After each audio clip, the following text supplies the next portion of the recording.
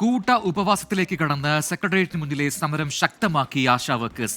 രാപകൽ സമരത്തിന്റെ 43-ാം ദിവസത്തിലാണ് കൂട്ട ഉപവാസം. അതേസമയം ക്ഷണിച്ചിട്ടാണ് സമരവേദിയിലേക്ക് പോയതെന്ന കേന്ദ്രമന്ത്രി സുരേഷ് ഗോപിയുടെ പ്രതികരണം സമരസമിതി നേതാക്കൾ സ്ഥിരീകരിച്ചു. നമുക്കും ജപ്തിയുടെ വക്കിലാണ്. ഭർത്താവ് സുഖമില്ല, നടു തേയ്മാനമായിട്ടാണ്, ജോലിക്ക് പോകാൻ പറ്റില്ല. ബുദ്ധിമുട്ടുകൾ തന്നെയാണ്. ഞങ്ങളെ കൂട്ടത്തിൽ വിധവകളുണ്ട്, പഠിക്കണ പിള്ളേരുള്ള അമ്മമാരുണ്ട്. നിരാഹാരത്തിന്റെ 5-ാം ദിവസവും ആശമാരുടെ വാക്കുകൾക്ക് ഇടർച്ചയില്ല. രാപ്പകൽ സമരത്തിന്റെ 43-ാം ദിവസം സെക്രട്ടേറിയറ്റ് പടിക്കലും വിവിധ ജില്ലാ കേന്ദ്രങ്ങളിലും ആശമാർ കൂട്ട ഉപവാസമിരുന്നു. അതിനിടെ സമരത്തെ പരിഹസിച്ച് INTUC സ്വന്തം മുഖമാസികയിൽ ലേഖനമെഴുതി.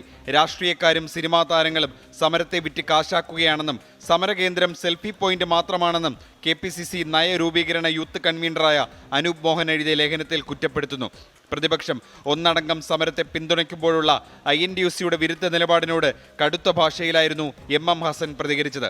അല്ല, തൊഴിലാളി സമരത്തെ തകർക്കാൻ ശ്രമിക്കുന്നവർ ആരായാലും അവർ നടത്തുന്നത് കരിങ്കാലിപ്പണികൾ. ഗവൺമെന്റിന് വേണ്ടി CITUകാർ കരിങ്കാലിപ്പണി നടത്തുമ്പോൾ INTUCക്ക് അങ്ങനെയുള്ളതൊന്നും കോൺഗ്രസിന്റെ നേതൃത്വത്തിലുള്ള തൊഴിലാളി സംഘടനയാണെങ്കിൽ KPCCയും UDFും ഈ സമരത്തിന് പൂർണ്ണ പിന്തുണയാണ്. ഐക്യദാർഢ്യം പ്രഖ്യാപിച്ച് സമരവേദിയിലെത്തിയ BJP നേതാവ് AP അബ്ദുള്ളക്കുട്ടി എല്ലാം സംസ്ഥാന സർക്കാരിന്റെ മുകളിൽ കെട്ടിവെച്ച് തടിതപ്പി. കേന്ദ്ര പദ്ധതികളുടെ പേര് വയ്ക്കാത്തതാണ് ഫണ്ട് നൽകാത്തതിന് കാരണമെന്ന് അബ്ദുള്ളക്കുട്ടി പറഞ്ഞു. ഒരു ധിക്കാരാണ് ഇവർ കാണിക്കുന്നത്. രാഷ്ട്രീയ തമ്മാടിത്താണ് ഇവർ കാണിക്കുന്നത്. ആശാ വർക്കർമാരുടെ ഈ സമരത്തോട് ഇവർ കാണിക്കുന്ന പരിഹാസവും അവഗണനയും വളരെ ക്രൂരമാണ്. അതിന് പിണറായി വിജയനും അവരുടെ പ്രസ്ഥാനവും വലിയ വില നൽകേണ്ടി വരും. അതിനിടെ ആശമാർ ക്ഷണിച്ചിട്ടാണ് സമരപ്പന്തലിൽ എത്തിയതെന്ന സുരേഷ് ഗോപിയുടെ പ്രസ്താവന സമരസമിതി നേതാക്കൾ തന്നെ ശരിവച്ചു.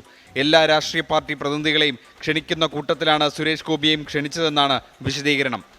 24 തിരുവനന്തപുരം.